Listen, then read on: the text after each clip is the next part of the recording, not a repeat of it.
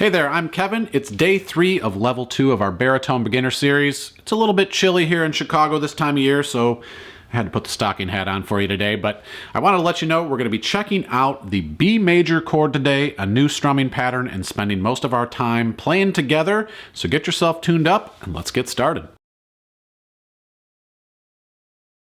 Hey, before we get started, do me a little favor and click that alert bell so you know when the next video is coming your way. And if you don't mind, please subscribe to the YouTube channel here.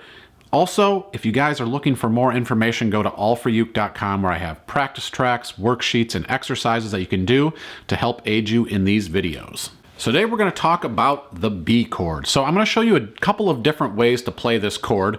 So the first way that you can play this chord, the easiest way, I think, is to use your middle finger, ring finger, and pinky on the 4th fret on the D, G, and B string, and then take your index finger and place it on the E string on the 2nd fret. So the position will look like this. Now, a little under the hood look at this. My thumb is actually kind of splitting the chord. So this is kind of an important aspect to playing this chord.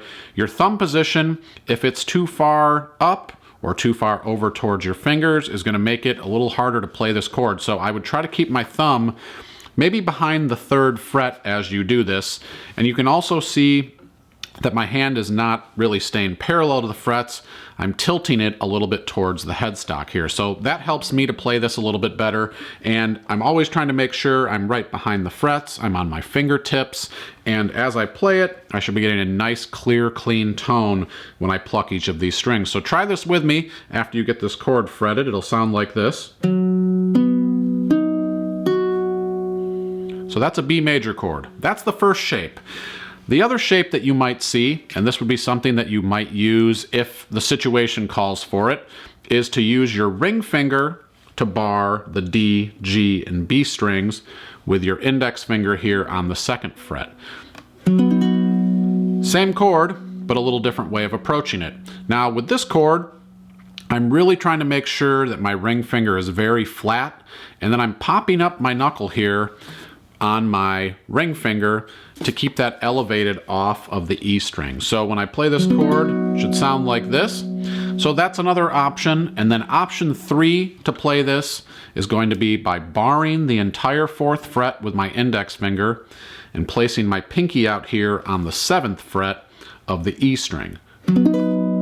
So that sounds a little bit different because you're getting a little higher register here. But again, there might be a situation where this works. And I feel like chords are typically situational, so you might have to experiment as we go. But as we kind of work on this progression, I'll show you how this kind of fits together. So the B chord is the chord we're going to use today. I hope you guys enjoy it. And we're going to get now into the strumming pattern. So the new strumming pattern we're going to check out today is down, down, down, up, down, up. So let's get in good strumming position here. We're going to kind of get a nice curve to our index finger. Make sure your index and thumb are separated and you're in good playing position. So I'm holding down my B chord here and we're going to strum down, down, down, up, down, up. You want that strum to be nice and concise here within the body of the baritone. And as you do that, I want you to count 1, 2, 3, and 4, and. If it helps you to watch your hand, that's a good way to start working on a strumming pattern. So let's just try this together. I'll give us a 4 count, and we'll kind of strum this nice and slow just to work on it. If you're hearing any notes within this chord here that aren't ringing out, try to make some adjustments to your fingers.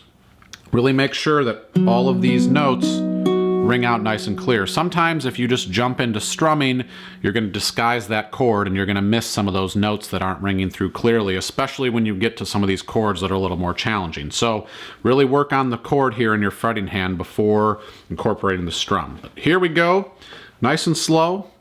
1, 2, 3, 4. 1, 2, 3, and 4, and 1, 2, 3, and 4, and 1, 2, 3, and 4, and 3, and 4, and really nice sounding chord here. So now we're going to take this and we're going to put together a simple little chord progression to work on moving in and out of the B chord here. So if you need to retune, do so, and let's get going. Hey, if you like the sound of this sweet baritone, you can check this out on my All For Uke store, allforuke.com/shop. I've got all sorts of Kali ukuleles, including this Baritone MKB, super sweet sounding uke. Could be yours. So one of the common chords that you'll see used with B is the A major chord here. So this first progression, we're just gonna simply go from A major, which is played here with middle ring and pinky on the D, G, and B strings of the 2nd fret. And we're going to take this chord and we're going to keep the chord together and slide it to the 4th fret and then drop our index finger down on the 2nd fret. So the move is A to B. So we're going to strum each of these chords 2 times, going back and forth, just nice and slow here. I want you to really work on keeping your fingers on the strings here nice and close as you move back and forth between these 2 chords. So here we go with a 4 count. 1, 2, 3, 4.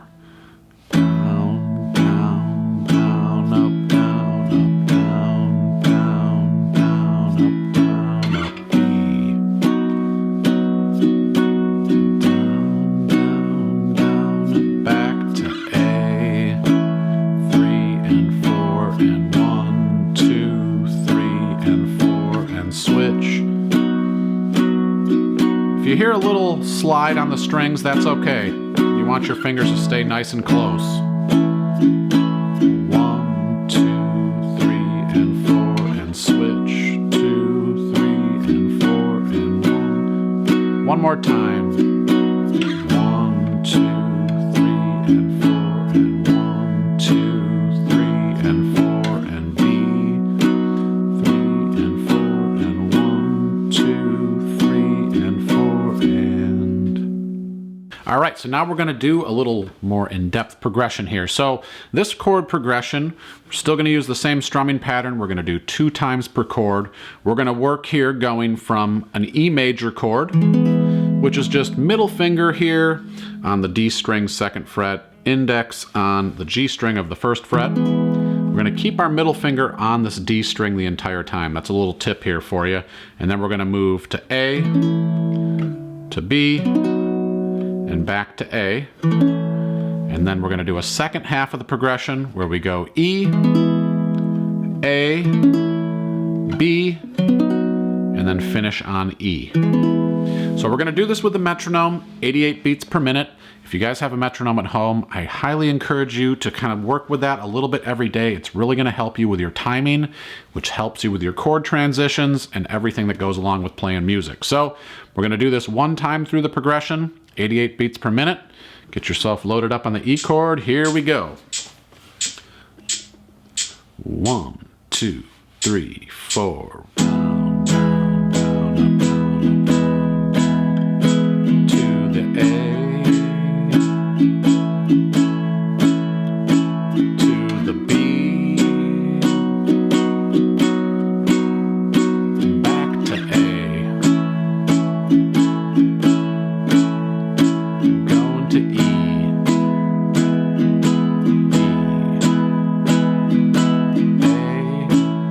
Oh, this major progression sounds so happy.